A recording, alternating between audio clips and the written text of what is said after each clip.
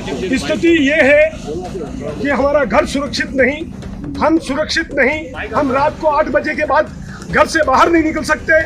ये परिस्थितियां मतलब सिर्फ इस 5-7 साल में तैयार हुई है। सरकारें पहले भी आती थी जाती थी, प्रशासन में कोई सुनने वाला नहीं है। सहकारिता के नाम पर हमारे किसानों का फसल बीमा नहीं है, लोन देती है सरकार। ये नज़ारा डूंगरपुर जिले के विधानसभा क्षेत्र आसपुरा का है।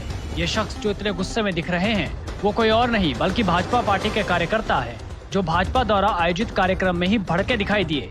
दरअसल भाजपा कार्यकर्ताओं का अपनी ही पार्टी पर जबरदस्त गुस्सा देखने को मिला। इतना ही नहीं, कार्यकर्ताओं ने जिले में बढ़ते अपराध, डबल इंजन की सरकार में विकास कार्य नहीं होने के साथ साथ कई मुद्दों पर अपना रोष भी जताया। हालांकि उनका सब्र और गुस्सा तो तब फूट पड़ा जब कार्यक्रम में जिले के प्रभारी मंत्री बाबूलाल खराड़ी, उदयपुर सांसद बन्नालाल रावत, जिला अध्यक्ष अशोक पटेल कार्यक्रम में शामिल नहीं हो सके। दरअसल ये मामला रविवार का है, जहां बीजेपी पार्टी के कार्यकर्ताओं ने दिवाली स्नेह मिलन समारोह का आयोजन किया था। इस दौरान पार्टी के कार्यकर्ताओं ने बीजेपी के बड़े नेताओं को शामिल न होने पर खूब नाराजगी जताई। कार्यकर्ताओं ने पार्टी पर आरोप लगाते हुए कहा कि डबल इंजन की सरकार होते हुए भी जनता के काम नहीं हो रहे, अधिकारी किसी की नहीं सुन रहे। जिसके बाद कार्यकर्ताओं ने अपनी ही पार्टी से सवाल करते हुए पूछा, ऐसे में पंचायत चुनाव में कार्यकर्ता जनता के बीच कैसे मुंह लेकर जाएंगे।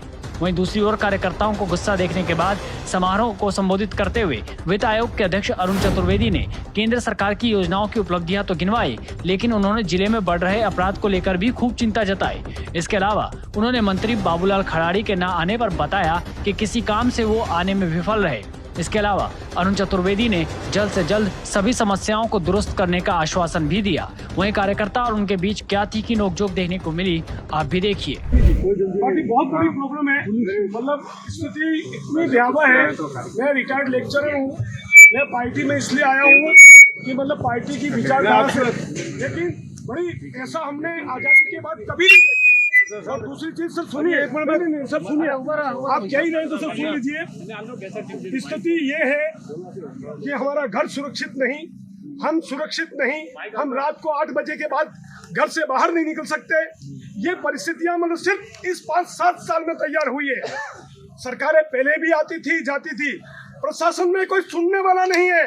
सहकारिता के नाम पर हमारे किसानों का फसल बीमा नहीं है, लोन देती है सरकार बिना ब्याज का। वो एक व्यवस्थापक वहां बैठा रखा है, वो किसी को फोन करने के लिए तैयार नहीं है। उसके ऊपर ब्याज जोड़ता है, पेनल्टी लेता है। उसका जब लोन बढ़ता है तो उसका पैसा उसको उस समय नहीं मिलता है। पंचायतों में कोई काम कहो तो बजट ही नहीं है। पंचायत समिति कहो तो 1-1 करोड़ घाटे में, कुएं गिर गए सब, फसलों में पानी अब नहीं जा सकता, नहरें सब धराशायी, कोई सुनवाई नहीं है। तो मेरा निवेदन है, लोगों ने बहुत आक्रोश व्यक्त किया आपके पहले, हो सकता है ये लिपिबद्ध हो या न हो। ये जल मिशन कार्यक्रम मोदी जी का 2024 तक घर घर पानी, वो हमारी सड़कें खोद दी गई। गांव में हम जो चलते थे, पंचायत ने बनाई, वो सब तहस नहस कर दी। न तो वो सड़कें सही हुई, न नल की टोटी लगी, न पानी। और वो एक व्यक्ति पूरे देश के मिशन को लेकर चल रहा है। धारा 370 खत्म कर देता है, राम मंदिर बना देता है, विदेशों में हमारी छवि बहुत ऊंची हो जाती है। इसके बाद हमारी सरकार अगर छोटे छोटे काम नहीं करेगी तो क्या देश का प्रधानमंत्री आकर यहाँ पर करेगा? ये हमारी पीड़ा है। हम कहीं जाके कोई बात नहीं कर सकते ऐसी स्थिति है। नहरें अगर अभी भी नहीं बनी तो पानी नहीं जाएगा। और प्रशासन इतना हावी है, हमारा विधायक हार गया तो क्या हुआ? सरकार को इस विधायक को पूरे पावर देने चाहिए। गोपी चंद विधायक है और वो कहेगा वो काम होगा, कोई सुनने वाला नहीं है। आरएससीबी के अंदर सरकार सौर ऊर्जा के लिए आत्मनिर्भर बनाना चाह रही है, 6-6 महीने तक सब्सिडी नहीं आ रही है। वो अय्यन जयन उस फाइल को आगे ले जाने को तैयार नहीं है।